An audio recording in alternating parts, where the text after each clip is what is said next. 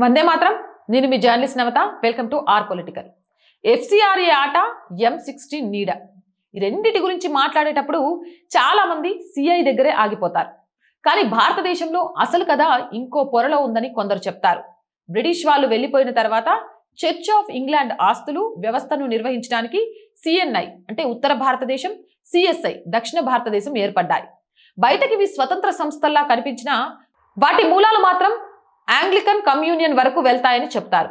ఢిల్లీలోని CNI ప్రధాన కార్యాలయం పార్లమెంట్, కీలక ప్రభుత్వ కార్యాలయాలకు అత్యంత సమీపంలో ఉండడం కూడా చాలా మంది చర్చించే అంశమే.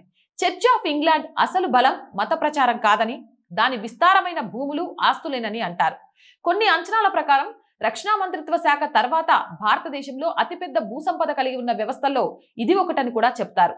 Civil lines, can't, mall road, దేశంలోని ఎన్నో ఫ్రేమ్స్ ప్రాంతాల్లో చర్చిలు, కాన్వెంట్ పాఠశాలలు, సమాధులు, బంగ్లాలు, ఈ ఆస్తుల చుట్టూ అమ్మకాలు, లీజులు, వివాదాలు, విదేశీ నిధుల ఆరోపణలు, దర్యాప్తులు సంవత్సరాలుగా వార్తల్లో నిలుస్తూనే ఉన్నాయి. పంజాబ్లో మత మార్పుల విషయంలో ముందు వరుసలో అమెరికన్ ఎవాంగ్లికల్ పాస్టర్ కనిపిస్తే వెనుక CNI పాత న్యాయపరమైన నెట్వర్క్ పనిచేస్తుందని ఒక వాదన ఉంది. అమెరికా, కెనడా నుంచి వచ్చే నిధులు, ట్రస్టులు, సంస్థలు, నెట్వర్క్ల ద్వారా ప్రయాణించి FCRA పరిధికి దూరంగా వెళ్లే ప్రయత్నాలు జరుగుతున్నాయని కూడా విమర్శలు ఉన్నాయి. ఇక్కడే అసలు విచిత్రం దాగుంది.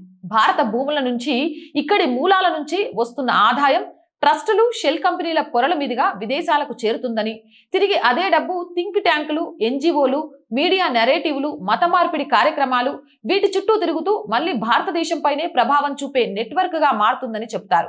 1999లో పోప్ జాన్ పాల్ II మూడో సహస్రాబ్దం ఆసియాదని చెప్పిన మాటలు వాటికన్, ఎనిగ్లన్, ఎవెంజలికల్ బయటకు వేరువేరుగా సంస్థల్లా కనిపించినా భారత విషయానికి వస్తే ఒక్కొక్కరు ఒక్కో పాత్ర పోషిస్తున్నారనే అభిప్రాయం కూడా ఈ చర్చల్లో వినిపిస్తోంది.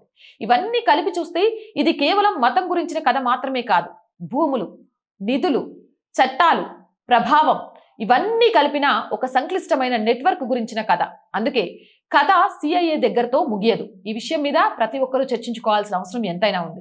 జై హింద్, జై భారత్. అండ్ రోజు చెప్తుందేనండి, ఇలాంటి మంచి మంచి వీడియోలను మీరు చూడాలి అనుకుంటే R group of channels, R voice, R political, R Sanskriti ఛానల్ని వెంటనే సబ్స్క్రైబ్ చేసుకోండి. అలాగే కంటెంట్ బాగుంది అనిపిస్తే లైక్ చేయండి, షేర్ చేయండి.